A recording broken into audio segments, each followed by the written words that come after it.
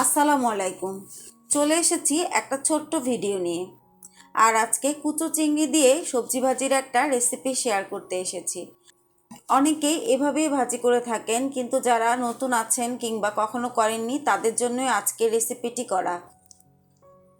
যেহেতু খুব সহজ রেসিপি, আমি সরাসরি রান্নায় চলে যাচ্ছি। প্রথমে চুলায় একটা প্যান বসিয়ে দিয়ে এখানে 2 টেবিল চামচ তেল দিয়ে দিচ্ছি।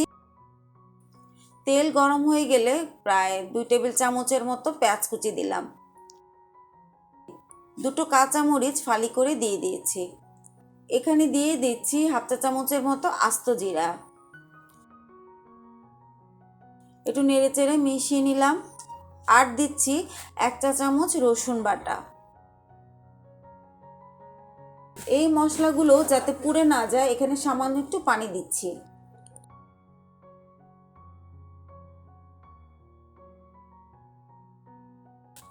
হাফ চা চামচ হলুদের গুঁড়ো দিয়ে দিয়েছি। এখন এই মশলাগুলো ভালোভাবে কষিয়ে নিচ্ছি।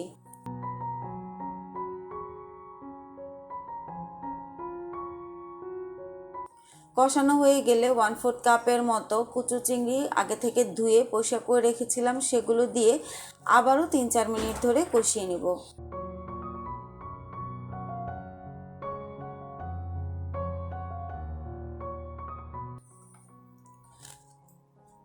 এখন সবজি দিয়ে দিব। সবজির মধ্যে আছে মিষ্টি কুমড়া, আলু, কিছু সিম আর বরবটি। এগুলো আগে থেকে কেটে ধুয়ে রেখেছি, সেগুলো দিয়ে মিশিয়ে নিচ্ছি।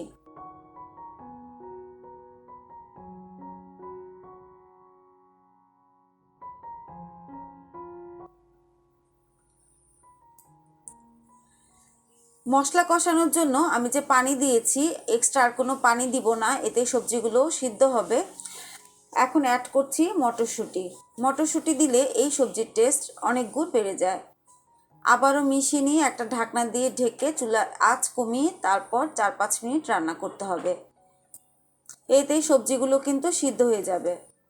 5 মিনিট পরে ফিরে এসেছি, দেখুন সবজিগুলো সিদ্ধ হয়ে গিয়েছে। আবারও একটু মিশিয়ে নিয়ে তারপর লবণ দেখে আর একটু লবণ প্রয়োজন হলে দিয়ে দিব। এই সবজি ভাজিতে আপনারা কিছুটা টেস্টিং সল্টও ব্যবহার করতে পারেন, এটি একেবারেই অপশনাল। আশা করছি আজকের এই ছোট্ট ভিডিওটি আপনাদের কাছে ভালো লেগেছে। এই ছিল আজকের আয়োজন। ইনশাল্লাহ নেক্সট এপিসোডে আবারও নতুন কোনো রেসিপি নিয়ে হাজির হয়ে যাব। সে পর্যন্ত সবাই ভালো থাকবেন, সুস্থ থাকবেন। আজ এখানেই বিদায় নিচ্ছি। আল্লাহ হাফেজ।